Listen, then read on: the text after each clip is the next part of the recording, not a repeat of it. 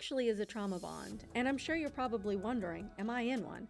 Well, it's an emotional cycle of abuse that is cyclical, where there is typically a power differential where someone is doing the abusing and or unhealthy behavior, and then there's the person on the other end of it who is receiving it. There are 7 common phrases of a trauma bond, but there are a lot of nuances with trauma bonds, as you can see them manifest and present differently, whether you're in an intimate relationship or one that is just more friendly or platonic.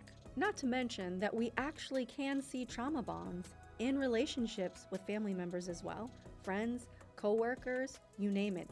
It's not just for the romance. To understand a trauma bond, you got to understand the brain.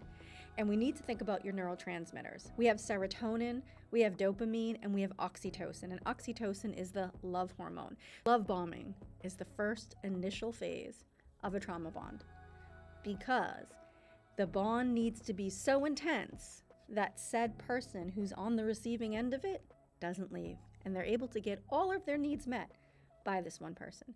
Love bombing is where there's this excessive focus on praise and adoration and all the loving things that you could ever imagine, from gifts and time and words of affirmation and physical touch, to a point where you couldn't even imagine your life without this person, that you never knew that life could be so good. And the emotions are so intense, all of your needs are getting met all up front. You start to develop a bond with them quite quick. The second part of this trauma bond is where you start to build a sense of trust and some dependency on this person. They've already shown you the best parts of themselves. They've given you everything. They've told you that the world would be nothing if you weren't in it.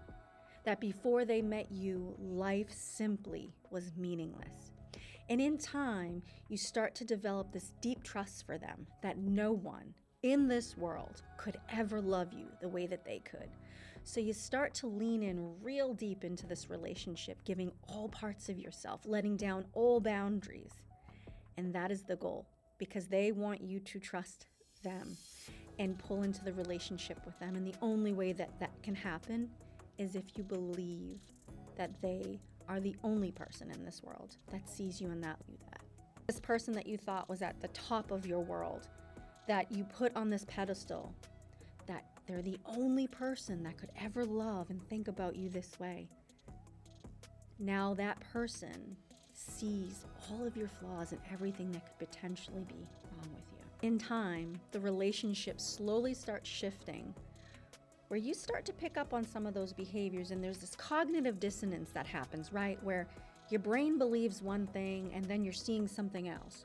Or you're seeing something and your body believes it to be something else, right? And you start to feel all these different emotions. After some time with some criticism, there is a part of this trauma bond that builds where there's some gaslighting that starts. And this is because you've started to notice that words and actions aren't meeting up. How could this person who thought I'm the best person in the whole wide world and that without me it's meaningless, could think such awful things about me? Cognitive dissonance. What you see and what you hear aren't matching up. So you start to question it. And that's where gaslighting comes in. So at this point, they're trying to convince you that your reality isn't what it is. That's not what I said. You must have not been listening. Nope. Actually, other people were there to witness that. You're just crazy. Here we go again. You're always making this about you. I can't do anything right. So now you're in this gaslighting phase, which causes more cognitive dissonance and more psychological stress and emotionally flooding feelings that are happening all the time, that it starts to pull your attention off of the abusive behavior, off of that person, and you refocus on yourself. And that is the goal. You started to catch on to their behavior, and they had to gaslight you to take the focus off of them so you'd start to focus back on yourself.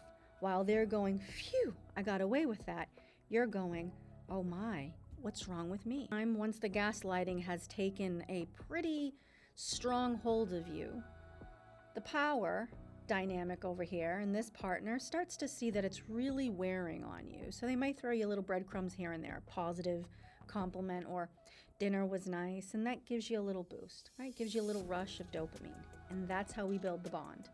We're having a rush of dopamine and a rush of serotonin while that oxytocin is moving around in there, and you've got yourself a perfect cocktail for a trauma bond because the love hormone is building upon the other hormones, which we have the dopamine and the serotonin. At this point, there's a level of addiction that you start to feel like, I need this person. I have to have this person.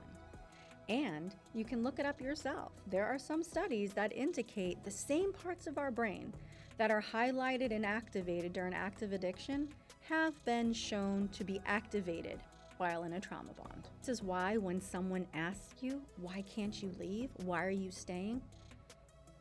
There's no logical explanation for it other than I just have to. Because there's a level of dependency on them. And the person with the power dynamic knows this.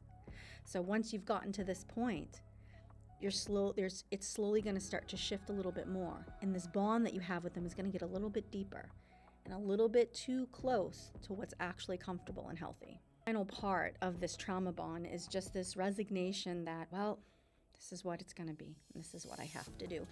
And when they finally get to this point where they shift you down so low that you feel like there's this loss of self, that you have nothing left, they're going to go right back to the love bombing. And it's not going to be as intense as the first or the second or the third time.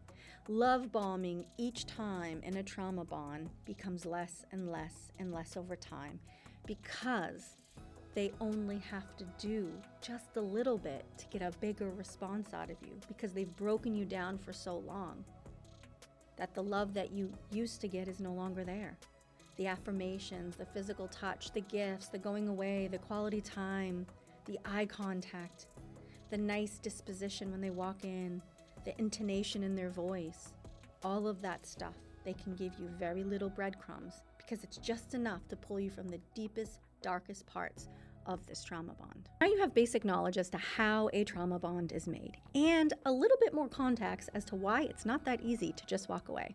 For those that don't know me, my name is Courtney.